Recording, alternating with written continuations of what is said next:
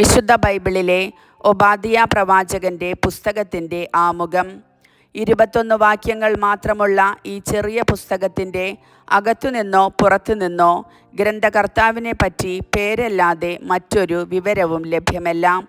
ജെറൂസലേമിൻ്റെ നാശം കണ്ടു രസിച്ചവൻ എന്ന് ഏദോമിനെ പറ്റി പറയുന്ന പശ്ചാത്തലത്തിൽ BC 587 ശേഷം ഗ്രന്ഥരചന നടന്നു എന്ന് ഊഹിക്കാം. ഇസ്രായേലിൻ്റെ പരമ്പരാഗത ശത്രുവായ ഏദോമിൻ്റെ ദ്രോഹങ്ങൾക്കുള്ള പ്രതികാരം ആസന്നമാണ് എന്ന് പ്രഖ്യാപിക്കുകയാണ് പ്രവാചകൻ.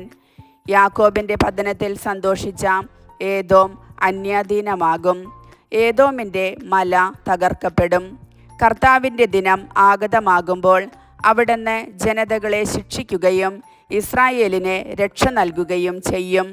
തങ്ങളെ ദ്രോഹിച്ചവരുടെ ദേശങ്ങൾ ഓരോന്നായി ഇസ്രായേൽ കൈവശമാക്കും.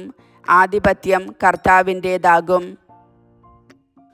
ദൈവത്തിന് നന്ദി.